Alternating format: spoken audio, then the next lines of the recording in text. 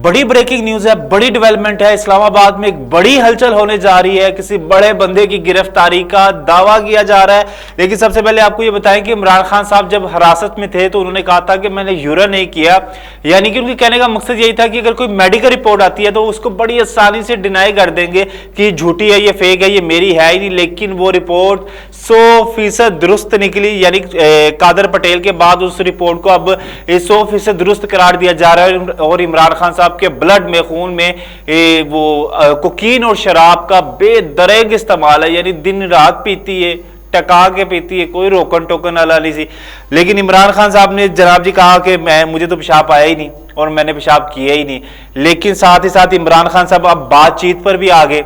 उनका बार बार यही कहना है कि मैं सदर मुमलिकत के जरिए आर्मी चीफ साहब से बात करने की कोशिश कर रहा हूं, लेकिन आगे से कोई जवाब नहीं आ रहा। दरवाजे बंद हैं, नो एंट्री का बोर्ड है कि इस तरफ आना भी नहीं। लेकिन इमरान खान साहब अब सिर्फ रो धो रहे हैं और सदर मुमलिकत के जरिए वो बड़ी कह रहे हैं, पेशकश करने की वो कर भी रहे हैं कि सदर मुमलिकत के जरिए जब तक आरिफ अलवी साहब अपनी पोस्ट पर है तब तक वो चाह रहे हैं कि कोई ना कोई ऐसा रास्ता निकल आए ताकि मेरे लिए कुछ आसानियां बने और मेरे बंदों के लिए आसानियां बने। नवाज शरीफ साहब ने भी दो टोक जवाब दे दिया। उन्होंने कहा कि जो मुज़ाकरात होते हैं वो सियासी जमात के साथ किए जाते हैं। जो लोग शोहदा की यादगारों को जलाते हैं, जो शोहदा की बेहुरमती करते हैं, जो मुल्क को जलाते हैं, उनके साथ कोई नहीं हो सकते मुज़ाकरात हो सकते। ये दहशतगर्द एक जमात है और दहशतगर्दों के साथ किसी तरह के कोई मुज़ाकरात नहीं। यानी एक दरवाजा बचा था नवाज शरीफ साहब का, वो भी बंद है। इमरान खान साहब के लिए जो वाहिद दरवाजा था जहां से रिलीफ मिल सकता था। आपको बार बार कहते हैं कि 12 मई वाले दिन जब चीफ जस्टिस ऑफ पाकिस्तान या का जो कह ले कि इमरान खान साहब के लिए जो एक रिलीफ था और उसके बाद हाई कोर्ट से जो रिलीफ मिला तो एक ताकतवर शख्सियत ने कहा था बस अब देखते हैं कि इमरान खान निकल के दिखाए बाहर, हाई कोर्ट से बाहर। और रात 12 बज गए थे, सिर्फ यही कहते कहते कि सिक्योरिटी क्लियरेंस नहीं है। लेकिन बात कुछ और थी, रोका किसी और ने हुआ था। उन्होंने निकल के दिखाया अब इमरान, ये देखते हैं कि किस तरह से निकलता है। इसको हाई कोर्ट में इसका घर बना दो, इसको हाई कोर्ट में नजर बंद कर दो। लेकिन तब भी नवाज शरीफ साहब, मौलाना फजल रहमान, ये लोग पड़े थे और इमरान खान साहब की जान छुड़वाई थी। लेकिन अब वो एक दरवाजा नवाज शरीफ साहब वाला भी बंद हो गया इमरान खान के लिए। कोई मुज़ाकरात नहीं हो सकते, कोई बातचीत नहीं हो सकती। जब मुज़ाकरात के लिए इनको ऑफर की जाती थी तब ये बड़ी बड़ी बरके मारते थे, कहते थे मैं इन चोरों डकैतों, इन क्रिमिनल के साथ, इन दहशतगर्दों के साथ मैं मुज़ाकरात करूं, सवाल ही नहीं पैदा हो सकता, मैं मर जाऊंगा लेकिन मुज़ाकरात नहीं करूंगा। अब मुज़ाकरात के दरवाजे बंद हैं।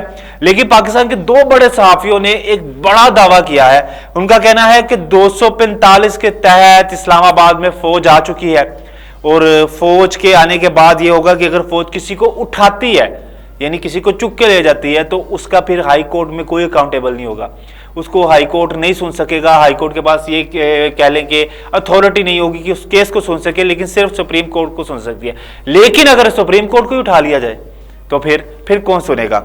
ये मुमकिन तौर पर हो सकता है कि जज एडवोकेट जनरल ब्रांच, एक बड़ा जर्नैली होता है, बड़ा ताकतवर आदमी होता है, यही उठ के कह दे और यही कह दे कि हमारी तफ्तीश के मुताबिक 9 मई वाले दिन जो वाकयात हुए थे, ये चीफ जस्टिस को कह दे, उमर अता बंदियाल साहब को कह दे कि हमारी तफ्तीश के मुताबिक 9 मई को जो वाकयात हुए थे उसमें आप भी मतलूब है, उसके ताने बने आपसे भी जुड़ते हैं, तो क्यों ना आपको उठा लिया जाए।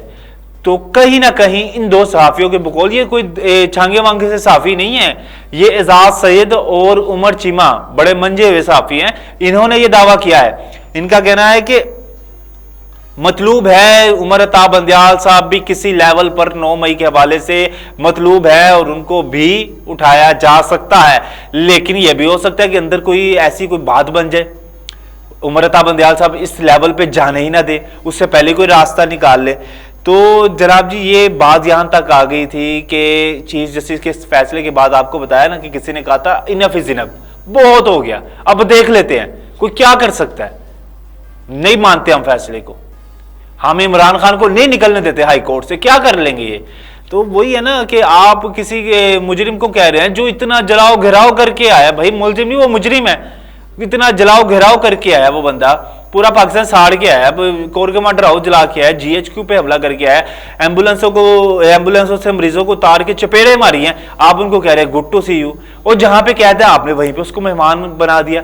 तो भाई ये खटकती हैं बातें, ये हजम नहीं होती, ये किस तरह से इन बातों को तस्लीम कर लिया जाए कि आप हर कहेंगे मुलजिम को गुड टू सी यू, आपको देख के अच्छा लगा, और आप उस पर आगे डेफिनेशन क्या कर रहे हैं, उसको क्लैरिफाई कैसे कर रहे हैं कि अगर हम चीफ जस्टिस साहब कहते हैं अगर हम इखलाक का दर्स नहीं देंगे तो फिर कौन देगा। तो भाई इखलाक का दर्स नवाज शरीफ के टाइम कहां था? नवाज शरीफ साहब को क्यों नहीं कहा गया गुड टू सी यू? उससे पहले और मरियम के टाइम कब था, शहबाज शरीफ के टाइम कब था, आसिफ अली जरदारी के टाइम कब था, किसी और मुलजिम या मुजरिम के टाइम कब था? जो इमरान खान साहब के टाइम ही होना था। तो नुआ ससाली जरी है ना कह लो के फैसले ये नहीं समझ आ रहे बड़े लोगों को। वो कह रहे हैं कि कुछ करो, तो कुछ करना ही है भाई। इमरान खान साहब को बता दिया गया कि जिस तरह से हमने आपकी जमात बनाई थी ना, जितनी स्पीडों से बनाई थी उसे डबल स्पीड से हमने तोड़ भी दिया। जो बना सकता है वो गिरा भी सकता है। तो खान साहब तो बस अपने में बड़ा कर रहे थे, अब अकेले सन्नाटे में बैठे हुए। यार कहां मेले लगे होते थे उनके घर के बाहर, आना जाना, खाना पीना, उठना बैठना, डांस नाच गाने सब कुछ। अब अकेला तनहा वो वहां भी बैठे हुए। अलबत्ता ये बात तो गलत है कि पीटीआई बंद हो जाएगी या खत्म हो जाएगी। जमातें खत्म नहीं होती, टूट सकती हैं, कमजोर हो सकती हैं, मुश्किलात आ सकती हैं, सब हो सकता है। लेकिन हो सकता है कि आने वाले वक्त में अभी के एस्टेब्लिशमेंट के साथ इनके अच्छे ताल्लुकात नहीं है, जो मुस्तकबिल की एस्टेब्लिशमेंट होगी उनके साथ बहुत अच्छे ताल्लुकात हो जाए। तो ये तो हमने तो ये भी कहते थे, अक्सर साफियों को हमने ये भी दावा करते सुना था कि इमरान खान सारी जिंदगी इक्तदार में आएगा नहीं, लेकिन इमरान खान पौने 4 साल इक्तदार में बैठ के गया। इमरान खान वजीर आजम की सीट पे विराजमान रहा। इमरान खान ने ऐसे घुमाया पूरे पाकिस्तान को और ओपोजिशन को घुमाया है, अपने सियासी मुखालफिन को ऐसे दिन में तारे दिखाए हैं। लेकिन लोग कहते थे ये सारी जिंदगी लगा रहे, नहीं है। एस्टेब्लिशमेंट के साथ ताल्लुकात अच्छे हुए, नवाज शरीफ के साथ ताल्लुकात बिगड़े, एस्टेब्लिशमेंट के साथ अच्छे हुए, तो जनाब जी वो आगे सीट पर। तो यही चीज़ है कि अगर ये इमरान खान साहब चाहते हैं कि मैं मुस्तकबिल में आऊँ, तो ये तू तरह की सियासत इनको बड़े टाइम पहले ख़त्म कर देनी चाहिए थी। और शेख रशीद साहब वो बड़े कहते थे कि नस्ली और असली, अब उनका एक वीडियो पैगाम नामालूम जगह से इनके वीडियो पैगाम ऑडियो पैगाम आ रहे हैं। वो कह रहे हैं कि जी मुझे 300 बंदा 3000 बंदे को शायद सुपारी दी गई है मुझे मारने के लिए। ओ भाई जाने दे, हमें बोंगियाँ ना मारा करें। आप शुरू से ही बोंगियाँ मारते आ रहे हो और अभी तक आपकी बोंगियाँ ही चल रही हैं। कोई खुदारा अगर आप इतने ज़ईफ सियासतदान हैं तो आप कोई ढंग की बात करें। अगर आप चाहते हैं और अगर इमरान खान साहब मुज़ाकरा चाहते हैं तो मुराद सईद, ये फ़रूख हबीब, शेख रशीद और इनके कितने लोग ऐसे हैं जो भागे हुए, जो नामालूम जगह पर है, भाई वो आएंगे तो मुज़ाकरात होंगे ना। आपने जो 8 जो तकमील की थी कमेटी, वो तो नवाज शरीफ साहब ने रिजेक्ट कर दिया। उन्होंने क्या पढ़ा करो, असी करने नहीं मुज़ाकरात, जो मर्जी हो जाए हमने मुज़ाकरात नहीं करने। तो भाई सूरत हाल ये है कि बड़ी गिरफ्तारी है, अब कुछ भी हो सकता है। 2 बड़े साफियों ने एक दावा किया है कि उठाया जा सकता है, भाई जिन्होंने ये फैसले सुनाए उनको भी उठाया जा सकता है, और वो किसी ना किसी लेवल पे मतलूब हैं, वो किसी ना किसी लेवल पे किसी की तलब है कि भाई इनको सद्दो, इनको बुलाओ और इनको बताओ ये क्या किया आपने। आप ये किस तरह से कर सकते हैं? एक बंदा जलाओ घेराव करके आ रहा है, आप उसको छोड़े?